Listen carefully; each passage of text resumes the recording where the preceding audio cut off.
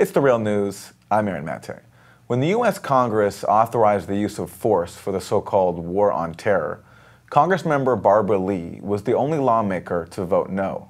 Well, now, 16 years later, some of her colleagues will have a chance to join her. The House Appropriations Committee has advanced a measure proposed by Lee that would repeal the 2001 Authorization for Use of Military Force. The U.S. has relied on that measure to wage its wars in not just Afghanistan, but Iraq, Syria, and elsewhere around the globe. Joining me is David Swanson, author, activist, journalist, and radio host. He is director of worldbeyondwar.org. David, welcome. Thanks, Aaron. Thanks so much for joining us. So let's talk about this initial measure, what the AUMF was, and now the significance of the House panel, I believe for the first time, advancing a measure that could repeal it. Well, this was quite arguably unconstitutional passing of the buck from Congress to the president, giving the president authorization to make war in any number of times and places, as long as there was a connection to the crimes of September 11th, 2001. So any war against, any use of force against those responsible or complicit in those crimes, the president could, without a constitutional declaration or authorization from Congress, wage such wars. And of course, even if you think that was constitutional, even if you think that was acceptable given the existence of treaties the United States is party to that ban war across the board, it has arguably become radically outdated.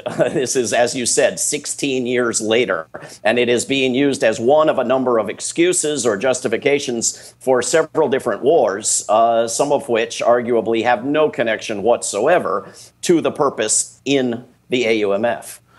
Well, let me give you one possible example. Syria. Now, just recently, the chair of the Joint Chiefs of Staff, Joseph Dunford, was asked about the legal basis for the U.S. military campaign in Syria, and this is what he said. What's the legal justification for targeting Syria government forces? Yeah, we are there and have legal justification under the authorization to use of military force. We are prosecuting a campaign against ISIS and Al-Qaeda in Syria. So, David Swanson, that's General Joseph Dunford, the chair of the Joint Chiefs of Staff, saying that this measure in 2001 gives U.S. the legal justification to be waging war in Syria in 2017. Your response to that?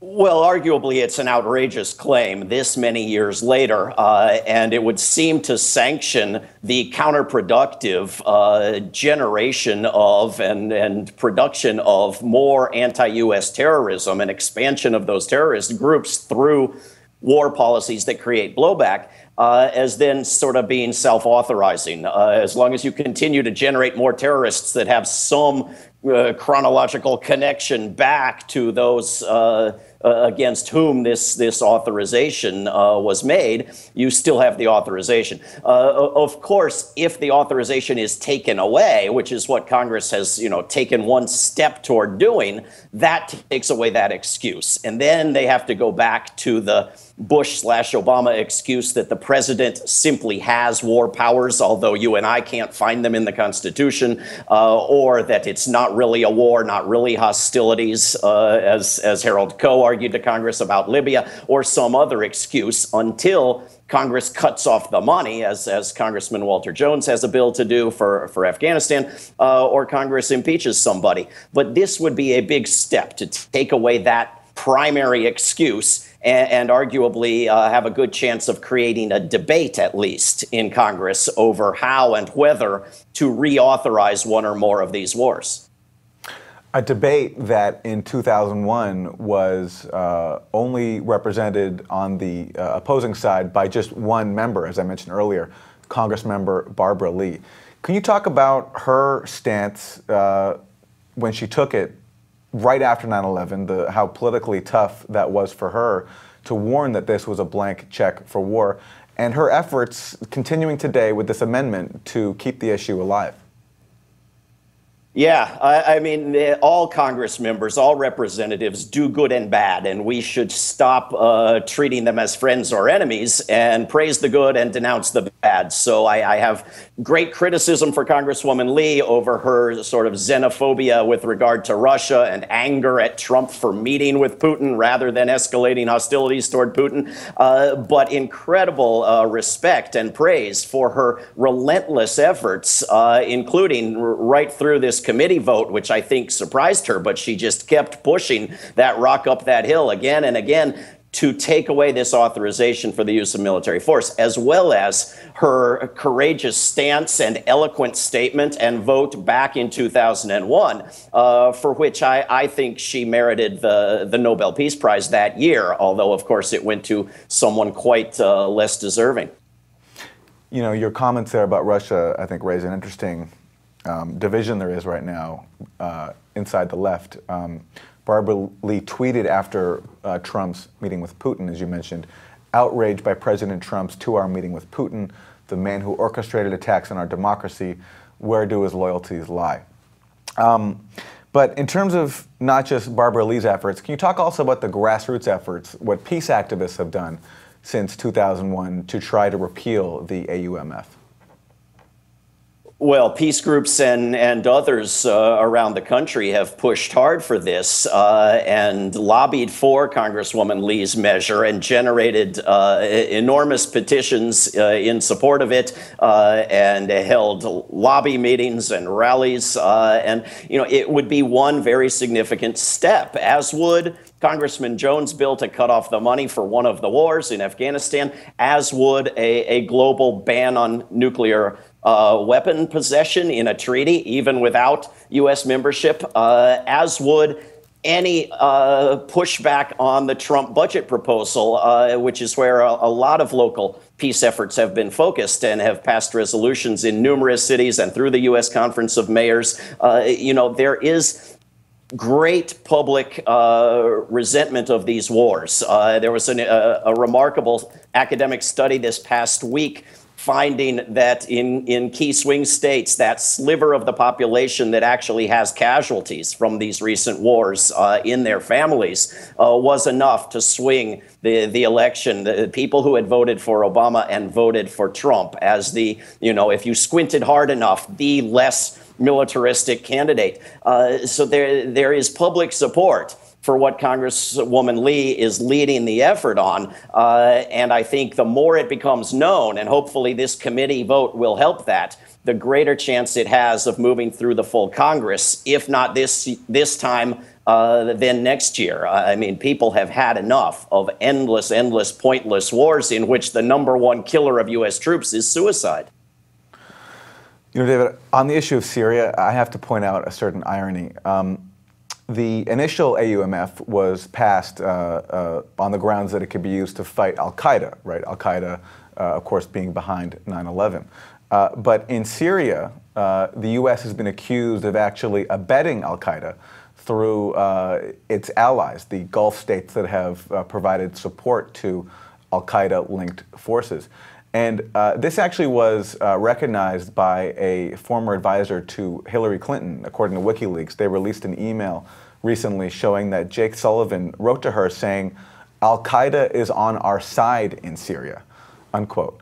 But yet, the U.S. is bombing Syria and claiming that its authorization to do so is based on the initial measure that authorized it to fight al-Qaeda.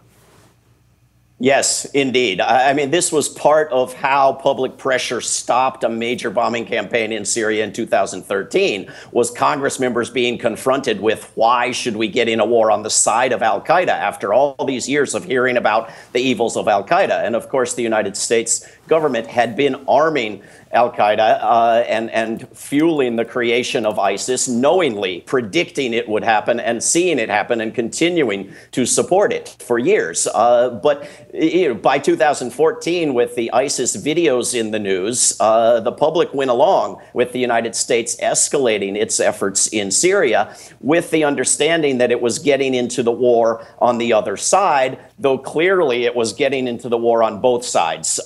So, it's not just U.S. weapons manufactured in the United States that are on multiple sides of most wars these days. It is the U.S. military itself, where we have had CIA-trained armed troops fighting Department of so-called Defense armed-trained troops in Syria. So yes, it is incredibly ironic. And this is why another legislative measure that people should be supporting is Congresswoman Gabbard's appropriately named Stop Arming Terrorists bill in the House of Representatives. David, there's also been some support for this at the local level, right, around the country. The U.S. Conference of Mayors recently passed an anti-war resolution of some kind.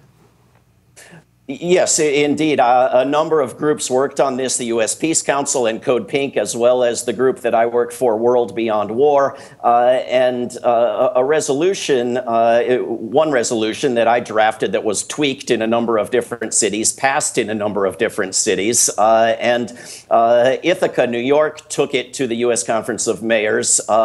New Haven, Connecticut, where the U.S. Peace Council led the way, took theirs to the U.S. Conference of Mayors. A third resolution, and all three passed unanimously by mayors representing cities across the United States, addressed specifically the spending on nuclear weapons. But these three resolutions said, do the opposite of the Trump budget proposal. Don't move money from everything else to the military. Move money from the military to human and environmental needs. And to the great credit of the resolution that came out of New Haven and has now been passed by the U.S. Conference of Mayors, all cities that have mayors in this conference, which is most cities, now have a mandate to pass their own resolution and to hold public hearings where every department and agency of their city government talk about what they could do with the money that is being wasted on, worse than wasted, on U.S. militarism. So this is something you can take from the U.S. Conference of Mayors to your city government and say, you have a mandate to do this. When are the meetings starting? When is the resolution passing?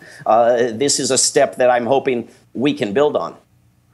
That's a really novel way to connect the issue of U.S. militarism abroad and domestic needs here in the U.S. I imagine being involved in the anti-war struggle is difficult at a time when, so much of the news is focused on Trump and Russia. And second of all, it's hard to talk about things that are going on across the world when there are indeed so many problems here in the U.S. I'm wondering, David, as someone who's very involved in the anti-war movement, if you could comment on that. Well, when the U.S. government is spending about $1 trillion a year on militarism, 54% of discretionary spending this past year, 59% in Trump's budget proposal. It's very hard to talk about needs for anything else without talking about the place where all the money is going. I mean, you hear a lot about the billionaires hoarding wealth, and yet if you taxed all that wealth away from the billionaires, you could only get once, and once only, the money that's going year after year after year into preparations for war and wars themselves, counterproductively generating hostility and enemies, not reducing them, destroying the natural environment, eroding our rights, militarizing our police, corroding our culture.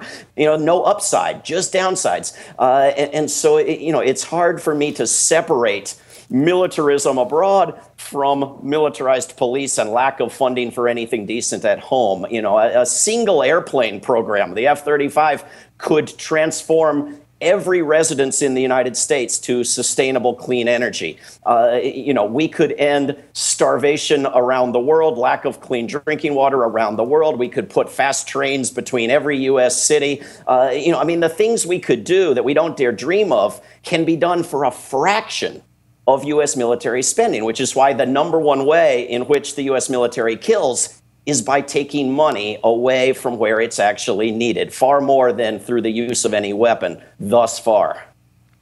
So, David, finally, looking at the global picture, the international effort to curb or stop militarism received a boost last week when the UN General Assembly passed a measure that would be the first ever ban on the possession of nuclear weapons.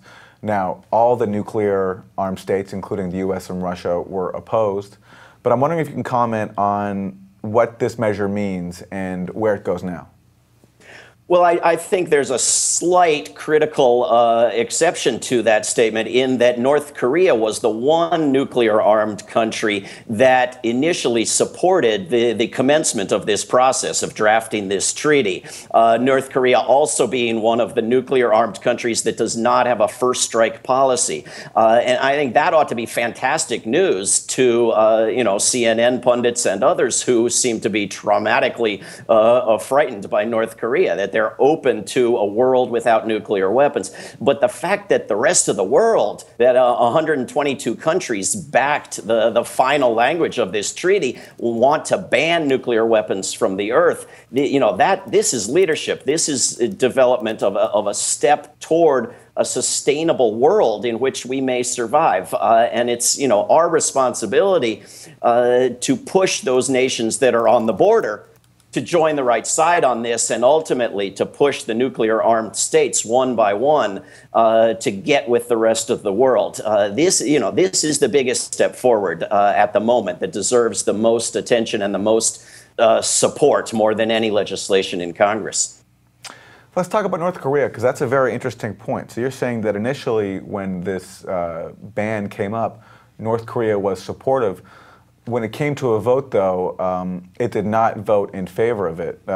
What do you think accounts for that change? And I have to say, isn't it interesting that we never hear discussion of what you just raised, which is that initially North Korea, which we hear so much about as a threat, was supportive, or at least welcoming of a measure that would ban nuclear weapons? Well, one thing that changed was the seizing of the White House by Donald Trump and a change in rhetoric toward North Korea, which is something of an echo of what happened when George W. Bush took the White House and lumped North Korea into an axis of evil at a time when North Korea was complying with an agreement to end its nuclear program and was moving toward integration with South Korea. And things were actually very close to significant progress toward a peace settlement of a war that has never officially ended from 50 years ago. So, in the United States, we don't hear about the steps that North Korea has been willing to take and its continued willingness to negotiate. If the United States and South Korea will stop installing more missiles, will stop the threats, will stop the practice flights along its border, it's willing to sit down and talk. And it seems that maybe the Trump White House is still open to that, and it's helped significantly by the fact that for the first time since World War II, you have a government in South Korea that is strongly resisting U.S. militarism toward the north and has stopped the installation of these THAAD so-called missile defense missiles that are seen as offensive by North Korea and China and Russia. This is a very encouraging step by South Korea and the South Korean people that through activism and through the process of impeachment that we might want to pay a little attention to ourselves, evicted a U.S. puppet from the leadership of their government and put in someone willing to resist U.S. militarism, because as the people of South Korea see it, the fight is not between them and the North. It's between Washington, D.C. and the North. And it's up to us in the United States to educate ourselves about that fact and do something to change it. So, David, finally, wrapping up and going back to our top story, the repeal of the AUMF. As we see the potential now for this to go from committee to the full House floor, what you want to see people do who are concerned around this issue going forward? People should, especially people in the United States, should contact their representative and their two senators and make clear to them that this is not some kind of reckless, rash move, that this will be part of a bill that won't be passed for many months, and it has an 8-month delay. There will be 8 months before the AUMF is actually repealed, and this is coming 16 years after the passage of this reckless emergency step that was not meant to be long-lived. So put the pressure in every way you can on your Congress members and senators in both political parties. This was passed unanimously by the House Appropriations Committee, and there is no reason it shouldn't pass unanimously by the full Congress. It is achievable, and they need to hear from us. David Swanson, author, activist, journalist, and radio host. He's director of worldbeyondwar.org. David, thanks a lot. Thank you, Aaron. And thank you for joining us on The Real News.